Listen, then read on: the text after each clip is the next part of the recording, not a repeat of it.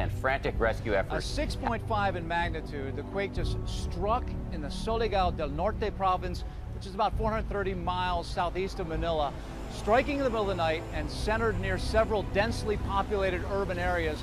The powerful quake just tore through the homes, leveled commercial buildings and gas stations, and sent chunks of concrete from apartments just crashing down onto cars below. Much of the city is still without power, and response teams from the national government are rushing more than 8,000 emergency food packs to families in the harder to reach areas.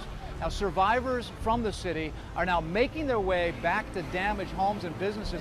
Nearly 200,000 people are under evacuation orders this morning. A spillway at the nation's tallest dam is in danger of failing and releasing floodwaters into towns below. This is the image that started the alarm. Water rushing over a giant gaping hole. Now the race to reroute the water causing bigger problems. The damage and erosion so severe, emergency officials feared the worst. If the area doesn't hold, a giant wall of water could spill into the surrounding residential areas.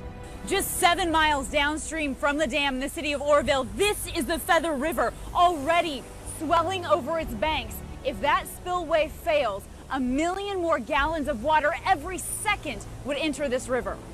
Nearly 200,000 people told to evacuate. It's been advised we need to expand the evacuation areas. The alerts coming in by phone and text. This Oroville resident said he had 5 minutes to leave. Our phone started going off and we just immediately loaded up the kids and took off. Yeah.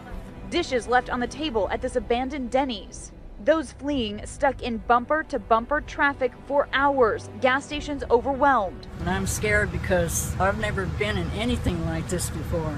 Motorists tweeting photos and videos of their ordeal through the night. I've been stuck in this spot for 20 minutes now. I ain't going nowhere. The problem all stemming from the Oroville Dam in Northern California, now at record levels and in danger of spilling over after a series of storms. Flights have resumed at Hamburg Airport in Germany after it was evacuated when an unknown gas sickened dozens of people.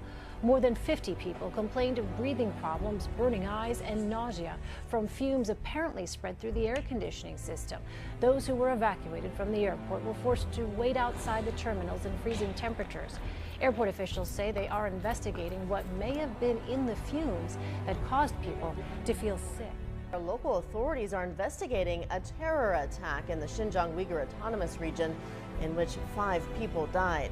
5 other people were wounded in the incident. A statement by the regional government said 3 men with knives went on the attack in a residential community in Pishan County on Tuesday evening. All 3 attackers were shot dead by police. The president has said many times that he would prefer better relations with Russia, but now Moscow is putting that to the test. Cruise missiles are a staple of the Russian military arsenal. But one particular type, a land-based cruise missile with a range greater than 300 miles, is specifically banned by a treaty signed by Ronald Reagan and Mikhail Gorbachev in the final years of the Cold War. Now, U.S. officials say Russia has deployed just such a missile, capable of carrying a nuclear warhead. It happened secretly in December during the Obama administration, but it is now up to President Trump to respond to a deployment which U.S. officials say is such a blatant violation that it calls into question the value of future arms control treaties with Russia. And just 4 days ago, an incident similar to last year's buzzing by Russian jets of a U.S. Navy destroyer in the Baltic Sea happened again, this time in the Black Sea. First, a Russian patrol plane made a low pass close to the USS Porter. Then, 2 Russian jet fighters, followed a short time later by a third. U.S. officials called the flybys unsafe and unprofessional. And one more sign the Cold War is back. A Russian intelligence ship bristling